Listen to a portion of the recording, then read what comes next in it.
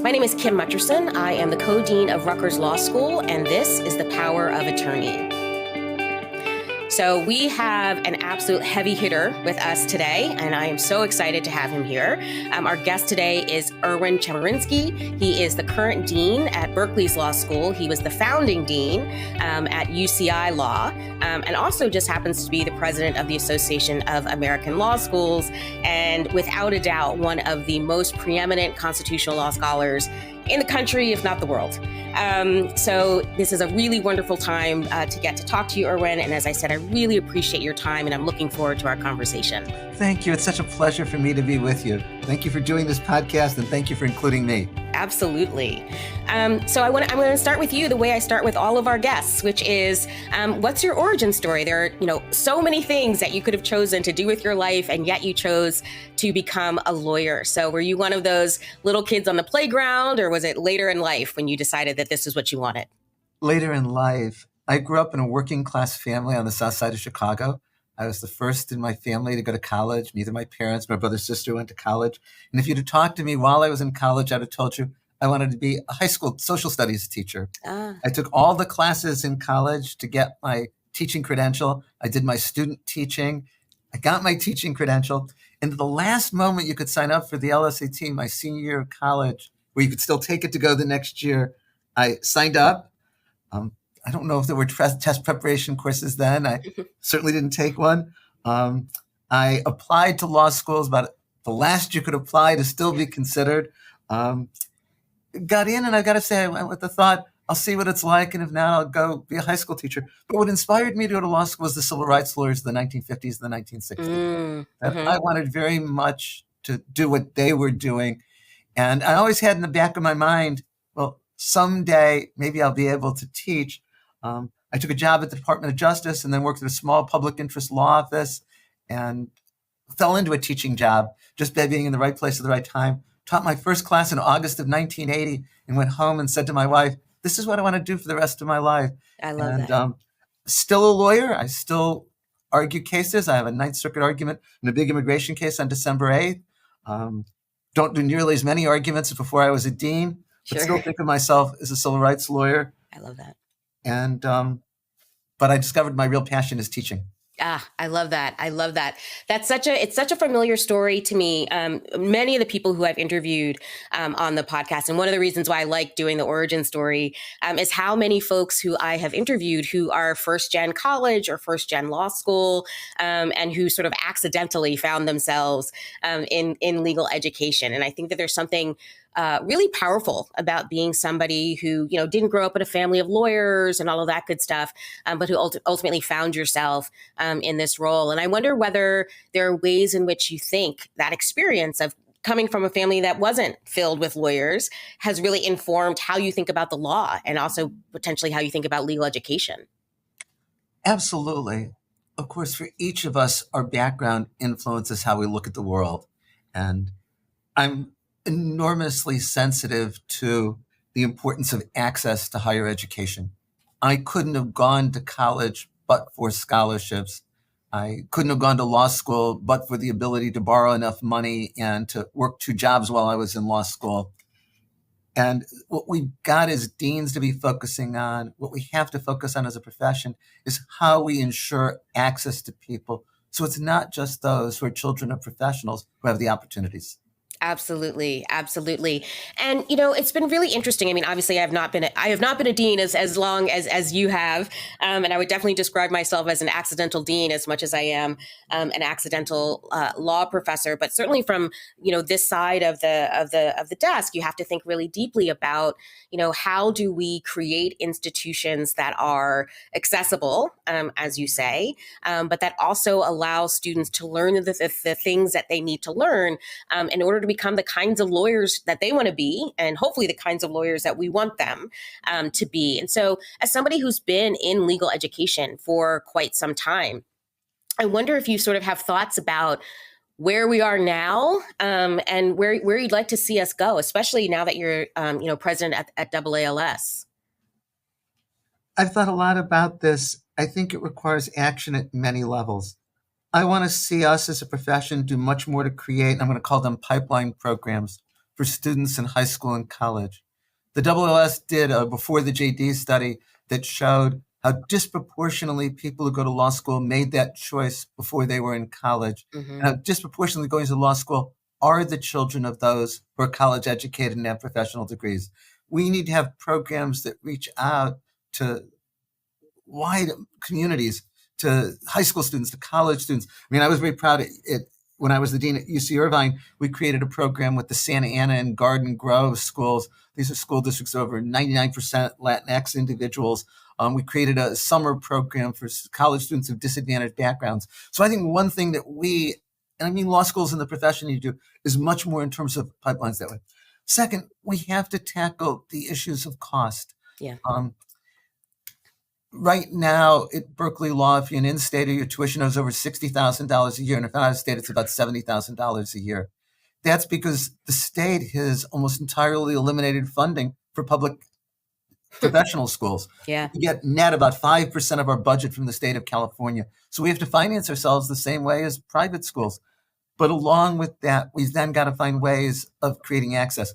So one of the things I'm most proud of that I've done in my 5 years as dean here is we've almost doubled our scholarship budget. It was, when I came, just under $15 million, and this year is about $27 million.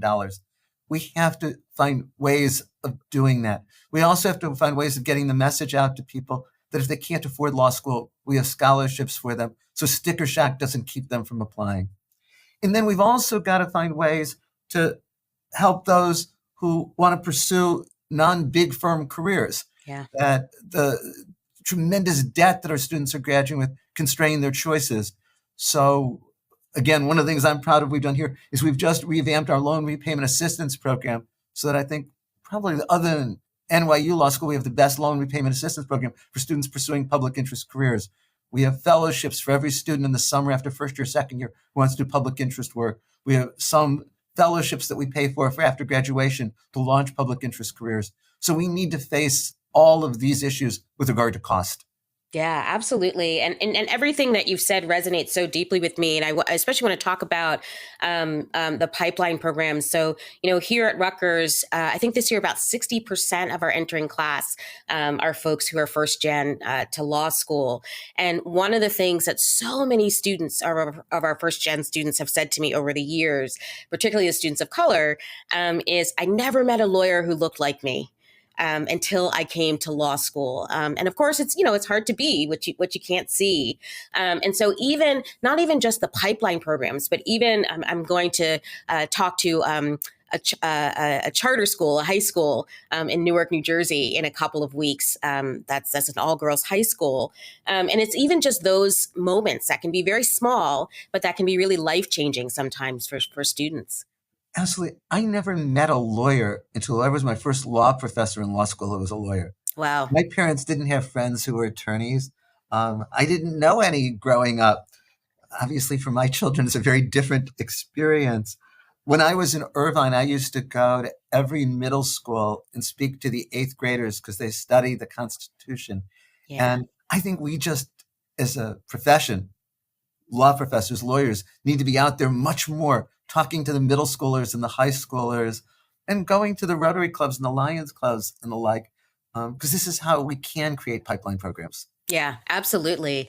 And that actually sort of leads me to another part of the conversation that I want to have with you, sort of thinking about what can we do as lawyers and law professors, not just in terms of helping people think about whether they want to become lawyers, but also helping people understand our systems better. One of the things I think has been really interesting over the last several years is, the kinds of conversations that we've been having in mainstream media about the Supreme Court, right? I mean, I think that conversation has been quite different over the last few years than it has been in the years prior to that.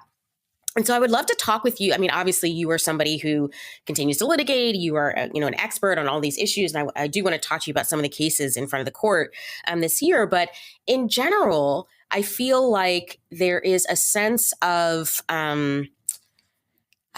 disappointment a little bit, certainly that some of our law students have about the Supreme Court right now. And so what are your thoughts about sort of where we are as a country, and certainly where we are as a profession when we think about these revered institutions and how, as some have said, they are losing legitimacy, particularly the Supreme Court.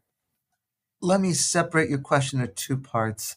Where you began was talking about the obligation to inform the general public. And I think that's enormously important. Yeah. I regularly write op-ed pieces because I believe it's important that we speak not just to other academics and to lawyers, but to the broader community. I do everything I can to encourage our faculty to do that. Podcasts like this are so crucial in conveying what the law is about to a wider audience. Writing books for trade presses rather than just for academic presses to try to inform at least that segment of the public. And so I do think that it is an obligation. And it's not the things that schools count when it comes to promotion and tenure. Right.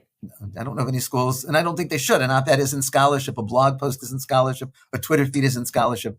But they are important in terms of another part of our obligation as citizens in the country. Yeah. In terms of the latter part of your question, I've been a law professor, as you alluded to, a long time. This is my 43rd year teaching constitutional law. I've never seen my students as dejected about the Supreme Court and the Constitution as they are now. Now, to be clear, that's not all of the students.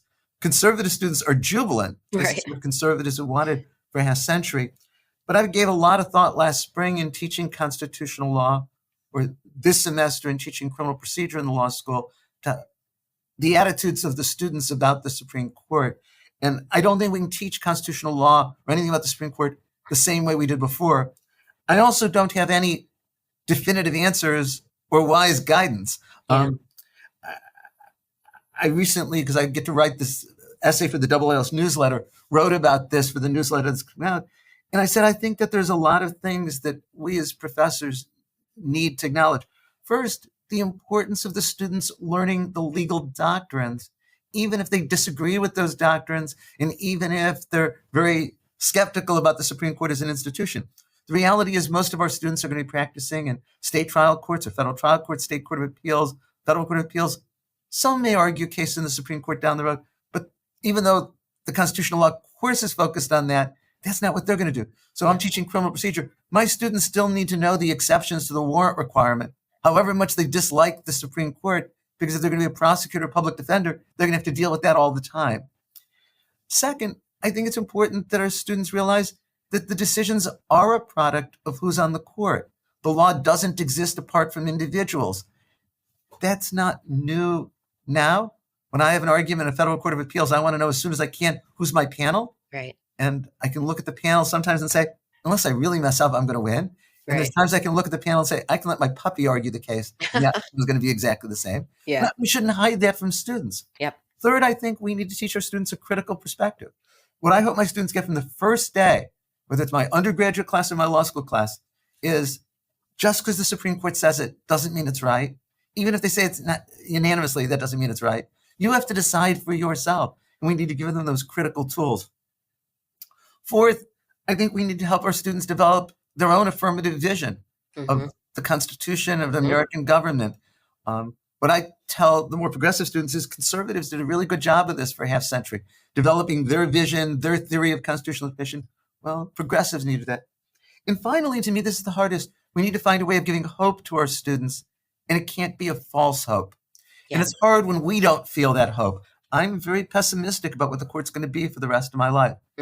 I can take inspiration from the passion of my students. I can try to find hope in the sweep of history, but I can't lie to them either. Yeah. Yeah, absolutely. There was so much richness in there, and I want to pull out a couple of the pieces there. One of them is thinking about, and I was very lucky because when I came here to Rutgers, and really up until just a couple years ago, Bob Williams was on our faculty, who's one of the foremost experts on state constitutions in this country. And one of the things that I have been talking about with students is the importance of state constitutional law, as you said. And I wonder what your sort of vision is of how maybe even law schools need to think differently about how we teach, right? There aren't that many law schools that have a state con law class. I wonder if that's something that we should be thinking about a lot more in terms of helping our students understand that the world that the world we operate in is much more complicated than just what has the Supreme Court said. Yes, we do need to help our students see other paths to social change because it's not going to come on a progressive track from the Supreme Court. One of those paths in some areas is state constitutional law. Now, we've got to be clear, where the Supreme Court says the Constitution is silent and doesn't create a right, states can create the right. Absolutely. And so that's true of the abortion area. But where the Supreme Court finds a constitutional right and a limit, like they've done in the Second Amendment area, or I fear they're going to do with affirmative action, then states and state constitutions aren't able to do it.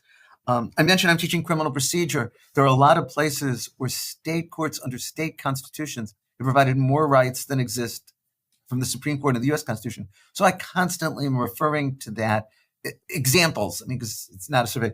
I think law schools offering courses on state constitutions is really important, especially in a place like California, where we have a Supreme Court that's more progressive than the U.S. Supreme Court, and where they are willing to find rights that aren't under the U.S. Constitution. I can't say that's true in every state.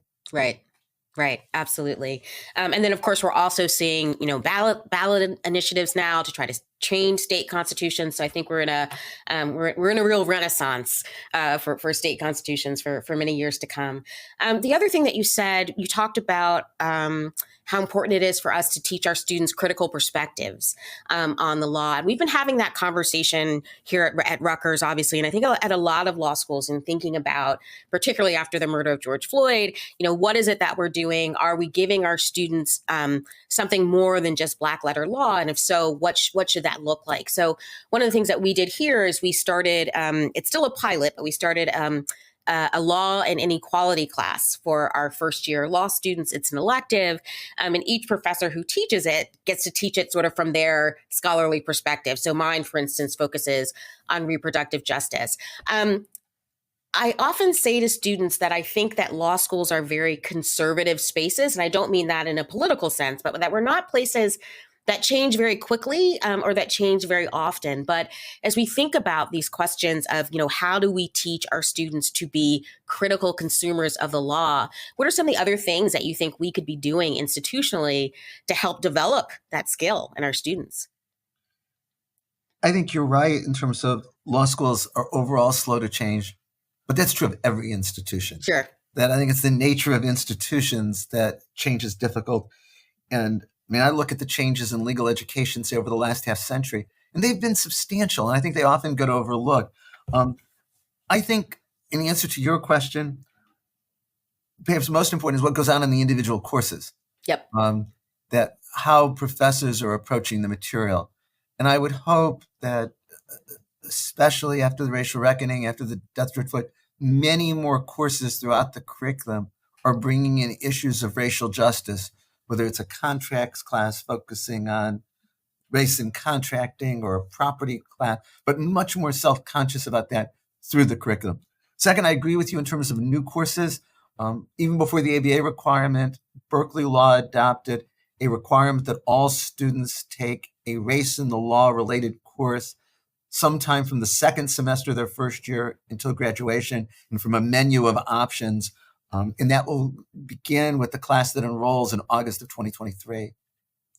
I think clinics are really integral to this. Mm-hmm. For many reasons, I'm a huge supporter of clinical education, but I think it also is a place of integrating the doctrine with the practice and a place of teaching critical perspectives. Absolutely. Absolutely. Yeah. I always encourage students, I always say to them, you cannot graduate from law school without doing a clinic. And I still think about my clinic clients decades after I graduated from law school. It was very, very formative experience for me. I would say the best part of my legal education, without question, was the 2 years I spent doing the Legal Aid Bureau. Yeah. Yeah. So I want to shift gears again a little bit because I want to, obviously, when I have this kind of brain here, I want to be able to pick your brain a little bit about where we are in terms of constitutional law and the just, seismic shifts that we are seeing coming from this court. As you know, I'm a reproductive justice scholar, so the decision in Dobbs has just been devastating in a whole host of ways. But I think it's a decision where there are intricacies to it that maybe everybody doesn't totally understand. And for instance, one of the things that I think people found very confusing was this idea of, well, we're only going to decide that it's a fundamental right if it's, rooted in the nation's history and traditions. Can you help people understand what's going on there? Sure, and I'll also share a realization I just had this past weekend about Dobbs, as much as I've been thinking about it and writing about it. Justice Alito writes by saying, we're only going to protect a right if it's in the text or part of the original meaning or a long, unbroken tradition deeply rooted in this country's history. And then he says, abortion is not such a right. Right. At the end of the opinion, he says, but don't be worried about other rights, like the right to purchase and use contraceptives, the right of consenting adults to engage in same-sex sexual activity, the right to same-sex marriage. He says those rights are secure because they don't involve potential life. Right.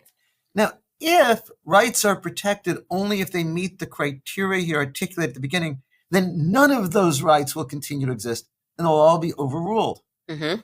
Or what he's saying is, we will continue to protect rights, even if they're not in the text, part of the original meaning, or a long unbroken tradition, so long as they don't involve potential life, which then means that what this case is about isn't whether it's in the text, the original meaning, or a long unbroken tradition, because he says that doesn't matter. We will protect rights that don't meet that. What this case is entirely about is the court's judgment that the state can decide its potential life. And everything else then becomes window dressing. Right. Right. Yeah. Yeah. I mean, it's going to be sort of interesting, obviously, to see how all of this shakes out ultimately. And we're watching Congress try to deal with the fears that people have about marriage equality. And we're going to see all these other sorts of things that play themselves out as well. But I think one of the things that I have found really challenging coming from this court is the sort of whiplash. Right? They take a position in a particular case, and then it feels like 2 weeks later they issue a different opinion, which seems to be coming from a completely different sort of place. And I think that that's the thing that lots of people are concerned about as we go into this, as we're already in this next session. I wish it were whiplash, because whiplash would suggest they're going back and forth. Mm-hmm. I think they're going in one direction, and it's a very conservative direction. I think this is a court that has an agenda. Mm-hmm. It's the agenda that's been articulated by conservatives for decades. Yeah. It's overrule Roe versus Wade, end affirmative action, protect free exercise of religion, including the ability of people to discriminate against others on account of their religion. I wish it went back and forth. It didn't. It's all very conservative. Yeah. Yeah. It's definitely a one-way ratchet right now. Well, let's talk about the affirmative action case then. And of course, there are other cases that are happening this term. The Rakeen case about the Indian Child Welfare Act. There are definitely other cases that are deeply concerning as well. But the affirmative action case, for those of us in education, or cases, I should say, the potential impact there is really quite astounding. And so I want to help people, again, to try to help people understand a little bit about what's going on with these cases and why they're potentially different from some of the other affirmative action cases that we've seen. And one of the things that I think is quite different is who the plaintiffs are in these cases. So can you talk about that a little bit? Sure, and maybe as background, in 1978, in Regents University of Berkeley, the Supreme Court indicated that college universities have a compelling interest in a diverse student body, and Justice Powell expressed the view that race could be used as one factor among many in admission decisions to benefit minorities and enhance diversity. In Grutter v. Bollinger in 2003, the Supreme Court reaffirmed college universities have a compelling interest in a diverse student body. They use race as a factor in admissions. And as recently as 2016 in Fisher v. University of Texas at Austin, the Supreme Court reaffirmed that. But two of the justices who were in the majority in Fisher, Justice Kennedy and Ginsburg, are no longer on the court. There are three new conservative justices since then: Gorsuch, Kavanaugh, and Barrett. And Chief Justice Roberts and Justice Thomas and Alito are vehement foes of affirmative action. So it would seem that there's 6 justices to overrule Bakke, Grutter, and Fisher. And the cases were argued, the North Carolina and Harvard cases, on October 31st, and nothing that happened in 5 hours of oral argument left doubt in my mind that the Supreme Court's going to overrule Bakke, Grutter, and Fisher. Yeah. The plaintiffs in both cases are a group called Students for Fair Admissions, and it's funded by a man by Edward Blum. And the Harvard case is focused especially on whether the Harvard Affirmative Action Plan discriminates against Asian Americans. That's not an issue in the North Carolina case. The problem, if the court was being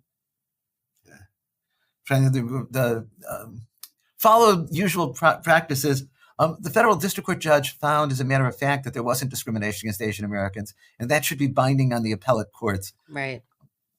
Whether it will be binding on the Supreme Court, we'll see. But I think that this isn't about the fact finding in the case. Yeah. This is about part of the conservative agenda for decades, is to eliminate affirmative action. There's now the votes to do so in the Supreme Court. Right. And we've seen this happen on state levels. I mean, we've seen it happen. You're in California. So you, of course, remember, not just remember, but you live with the aftermath of California on a state level, deciding that affirmative action could no longer be used in higher education. And of course, there was a huge dip, particularly in Black students at universities in California after Prop 209 passed.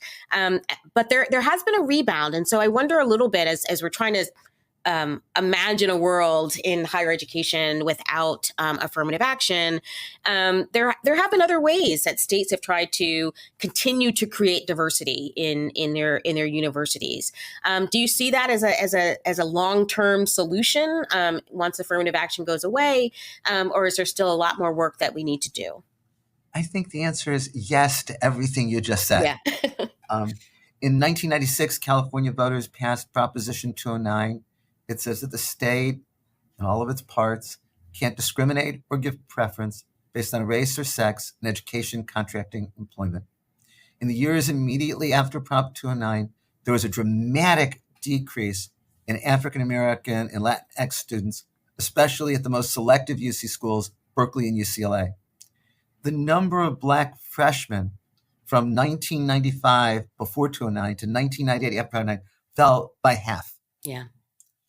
It took UCLA almost 20 years to get back to the level of diversity that it had prior to 1996. It took enormous efforts, a great deal of trial and error to find ways to achieve diversity. I fear that what we're going to see at selective college universities, law schools around the country is a similar immediate decrease. I think it will take them concerted effort. I worry, frankly, that some of the schools won't make that effort, that they will say, we just have to give up on it. Even for the schools that want to do so, they can learn a lot from California and places like that. We're going to do a program for the AALS on July 10th on how to achieve affirmative action in light of the Supreme Court's decisions. Great. We obviously can't do it until the cases come down. But one thing to look for as we read what the Supreme Court says is to what extent does their opinion cast doubt on using proxies to achieve diversity? Right. In the Fisher case, the University of Texas created a top 10% plan where they would take the top 10% of high schools through the state. That works obviously for undergraduate, it doesn't work for law schools. But if it's done with the goal of increasing racial diversity, and it has the effect of doing so, is it then impermissible? Right. Because a lot of the ways that schools have tried to, there's 9 states that prohibit affirmative action already. And in places like California is one of the 9 states, there's a lot of use of what can we look at instead that's race neutral that will yield racial diversity. One of the first things the University of California learned was class doesn't achieve racial diversity. Yeah. Giving a preference based on people from diverse social classes doesn't yield racial diversity. And it's simple arithmetic.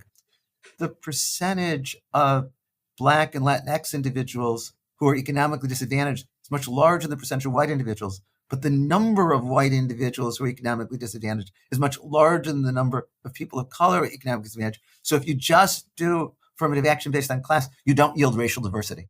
Right. Right. Yeah. I mean, there's a lot of work that we have to do. And, I think that part of that work, and this sort of goes back to, our educational purpose, and back to my point about whiplash, although not about the Supreme Court, one of the things that I think has been so challenging over the last several years is that we did have this, this moment, this post George Floyd moment where we were having these really rich and nuanced and painful in a lot of ways conversations about race in this country and the history of race and the present of race in this country. And then suddenly we found ourselves in this, elementary schools shouldn't be teaching critical race theory, and let's yank books off the shelf, and we seem to have come to this moment where there is this. I'm not even quite sure how to describe it, other than this deep sense of discomfort with having the kinds of conversations that we would need to have in order to become a country that does better by all of its people. And I think a little bit about the idea, I guess out of was it out of Grutter or out of Grutter, the idea, well, 25 years from now, we probably won't need affirmative action anymore. And I'm really frustrated by this moment that we're in. And I wonder, particularly for those of us who teach in law school, in some ways it feels like maybe it's too late when we get to law school to help, to really help students understand that where we are now is not an accident, that it is by design. And I'm just curious where you are in that space. And we talked about being frustrated and those things, but I would love to get a little bit of a pep talk, if you have it, in thinking about what we can do on our level, but also what needs to be happening in elementary schools and in high schools before people even get to us. It's easy to be pessimistic right now about the Supreme Court and also about the future of American democracy. Yes. I never thought that I would regard American democracy as fragile. I never thought that I'd be afraid that there really would be, in my lifetime, an end to American democracy. Yes. And I can see so many paths that take the country there. And our students perceive that as well. Yeah. So what I say to the students, and I said it in my last class this past May, for my constitutional law students, I said it at commencement, is that at a point like this, we really only have two choices. We either give up or we fight harder, which means there's only one choice. We have to fight harder and better than we ever have before. As you said earlier, we have to look at other places to fight, whether it's through state constitutions, state courts, through ballot initiatives, through the political process.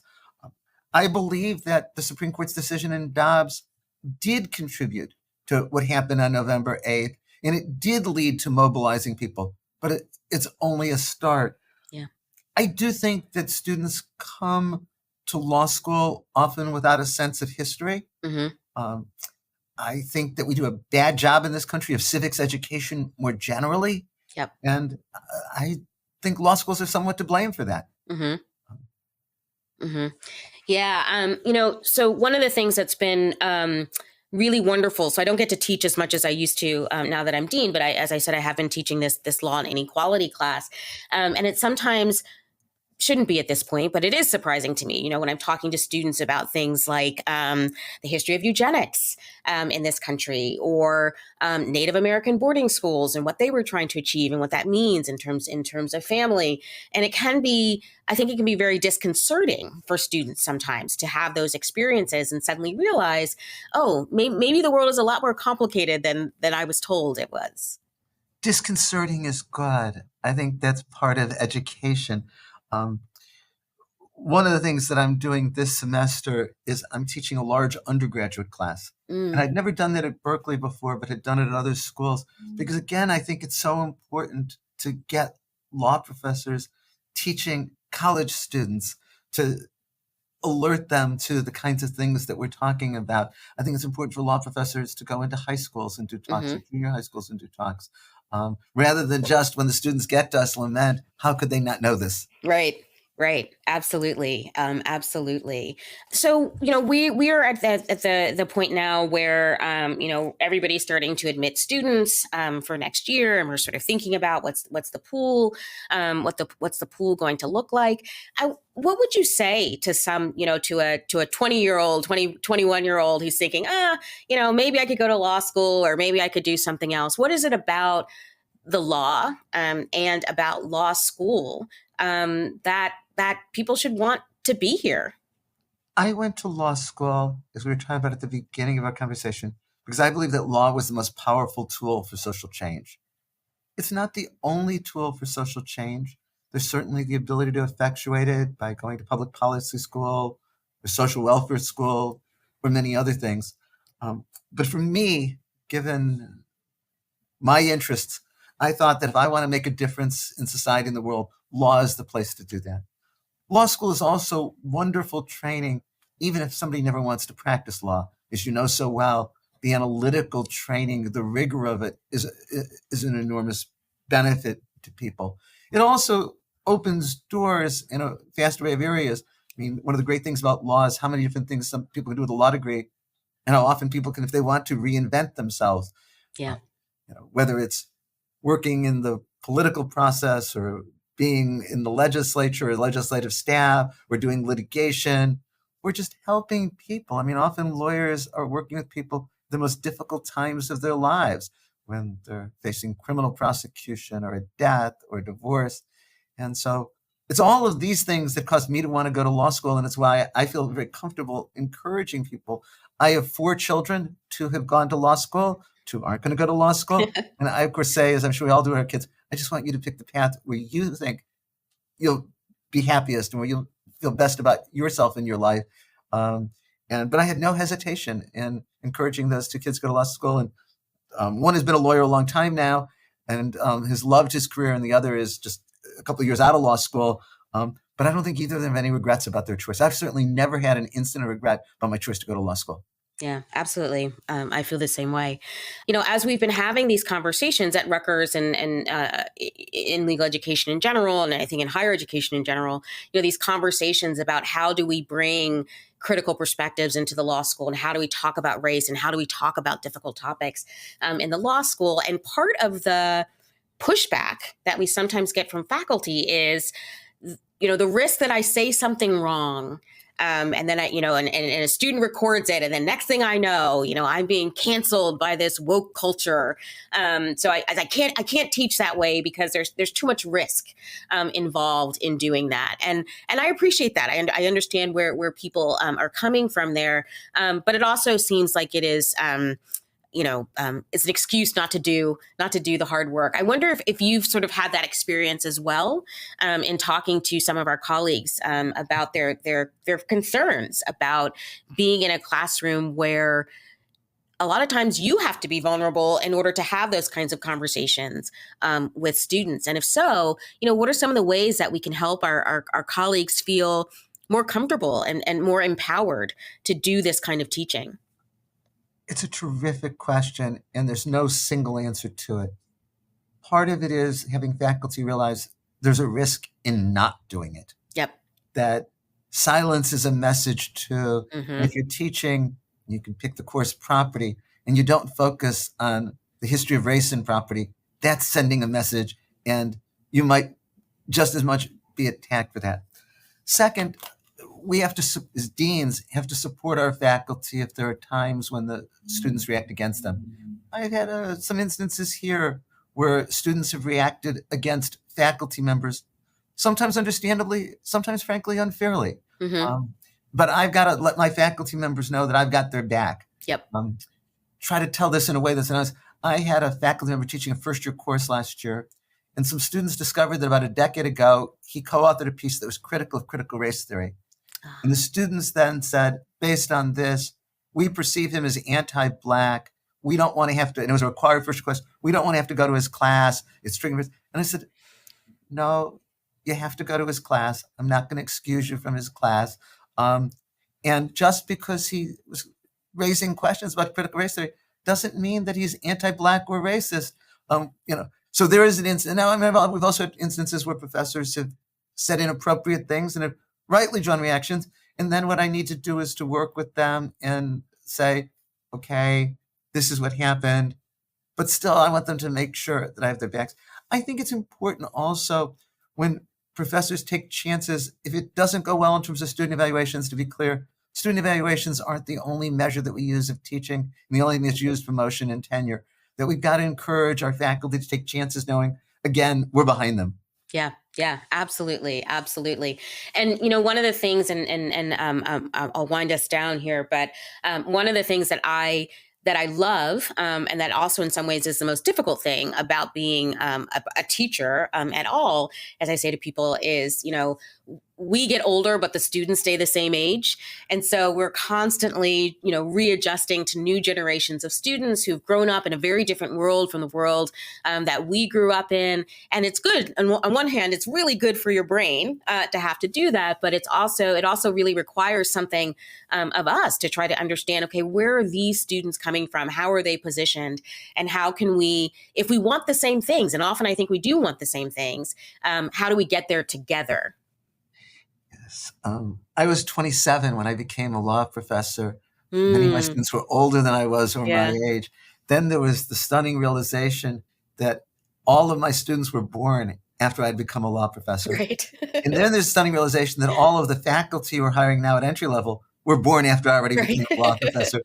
And obviously my way of relating to students now as a dean at 69 years old is different than it was as an assistant professor at 27.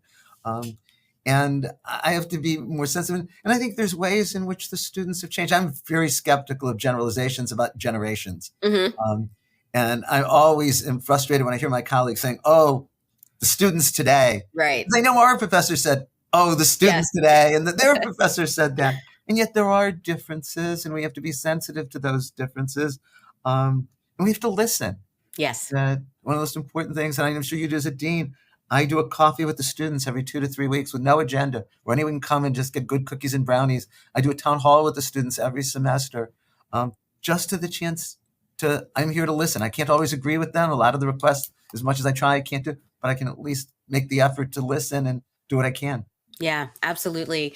And one of the things that I've become, I think, much better at as I've been in this business for quite some time, is really helping students understand my expectations for myself in the classroom and my expectations for them in the classroom, right? That we will talk about controversial things. We will talk about things that are difficult, and that our profession is a profession where you use words. You have to be good at using words. And if we can't have a conversation, and if we can't figure out how to use words in a way that allows us to leave and say, well, I didn't agree with you, but I understood where you were coming from, or I respect the fact that you were coming from there, that we're not doing a very good job. And I think you're not going to be a great lawyer if you can't do that either. So I try to convey that message to students as well. But it can be challenging in the classroom. Absolutely. It is, and I think a lot of things external to the law schools make it challenging. Um, I think that what I'm seeing and hearing a lot about is the group pressure on the students to not express certain views. Mm, If students say things, the social media will go after those students, which silences them. I have an interesting recent experience that supports this. The year before last, we, like most law schools, were entirely online. And I taught a large constitutional law class. And the way it worked was students could either raise their hand and speak, or they could write things into the chat that only I would mm, see. And I would read ah, whatever they wrote without censorship. I got more conservative participation than I have ever had. Last spring, I taught the same class in person, and the conversation was so different. I don't know how to empower the students to feel comfortable because it's not relative to my judgment, right. relative to their peer judgment. Right. Absolutely. Yes. That's a very, very deep, a very deep challenge, and one that I think a lot of us are trying to sort through. So the last thing that I want to ask you, Sure. Erwin, you are somebody who is out in the world. You're doing podcasts, you're doing interviews, you're writing opinion pieces, and I know that there are some law deans who say, listen, I don't want to be political, right? I just want to focus on what my job is, and I'm not going to get involved in these sort of controversial topics. And you've taken a very different position, I think, and one that I deeply agree with and also try to emulate. But I'm curious how you would describe, why you've made that decision, right? You've got this position, and it's a very lofty position, and it's one where you could just say, all right, I'm just going to focus on, what's going on in my law school and not worry about all these other things. Why? You've made a different choice, though, and why? Some of it is about who I am. Some of it is about where I am. In terms of who I am, I was writing regular op-ed pieces before I became a dean. It was inconceivable to me that I would stop doing that. I was writing books for general audiences before I became a dean. It was inconceivable to me that I would stop doing that. In fact, I feel so fortunate that because of my position, I can get op-eds published. And I think having that opportunity, I would be letting myself down if I didn't take advantage of it, because this is my chance to try to educate a larger audience and help shape public opinion about things that I care about. And so when I was hired to be a dean at UCI, hired to be a dean at Berkeley, they knew that's who I was and that's who they were getting. Right. But it's also where I am. I mean, especially at Berkeley, but even at UCI. I mean, UCI is in a conservative community, Orange County, California. I felt that I was able to do that in a way. Are there instances where I get angry messages from donors who say, I've certainly gotten them at Berkeley, you should be fired because you shouldn't be taking positions on this? Well, okay, they can go to the chancellor and provost and express that opinion. Right. On the other hand, I can also point to lots and lots of instances where my being out there has helped with alumni and fundraising. One of the big gifts I got at UCI when I was dean was a chair in First Amendment law for the law school. It's, of course, permanent still there. It was somebody I never met. He was reading my op-eds in the LA Times and reached out to me. It started with a small gift, and then it became the Raymond Pike Chair in First Amendment Law. There's a wonderful donor in Los Angeles who, again, it's a relationship that was built based on this person reading my op-eds in the LA Times. I'd like to believe that overall my being out there has helped more than it's hurt, but I don't know, and any answer would probably be very self-justifying. Yeah. I think that the reason why both of us became lawyers, it doesn't disappear just because you go into the academy or just because you become a dean, right? If you're somebody for whom being a lawyer is about wielding these tools of justice, and you respect those tools and you want to be able to use them, it's pretty hard to put them away just because you got dean in front of your title. And I think if I had to make the choice, if the chancellor would come to me now and say, this is just causing too much controversy, you have to stop doing that, I think I would stop being a dean. And I respect many decanal colleagues who would make a different choice. Yep. It just wouldn't be my choice. But that said, when the chancellor here hired me to be dean, she knew who I was, and that was a tremendous advantage. Yeah. Yeah. And the last thing I'll say is I just think that there's just such power in authenticity, right? And that's something that I think that we want to really model for our students. Too often people sort of say, well, because law is conservative, you need to wear the right kind of suit, and you need to say the right kind of thing, you need to look a particular way. And my hope is that slowly but surely we're becoming a profession that is much more open to a lot of different voices and to a lot of different ways of being a lawyer, frankly. I hope so. And I think one thing that ties together a lot of our conversation is that we each have to be who we are. Yep. I have to be who I am in the classroom, and my life is a very different life than yours or than my other colleagues, and they have to be their authentic self in the classroom. Well, the same thing is true with regard to being a dean. I have to be true to myself in that regard, and there's going to be people who don't like it, and I can accept that, and I can also accept that there could be a point at which those who I work for could say, I don't like it. I've just been fortunate I haven't had to deal with that. Right. And hopefully that continues to be the case. Erwin, thank you so much. This was just a huge, huge pleasure. And I'm looking forward to continuing to read your commentary and to learn from you for many, many years to come. You're so kind. This has been truly my pleasure. Thank you for inviting me on your podcast. Absolutely. The Power of Attorney is produced by Rutgers Law School. With 2 locations, minutes from Philadelphia and New York City, Rutgers Law offers the prestige and reputation of a large, nationally known university with a personal, small campus experience. Learn more by visiting law.rutgers.edu.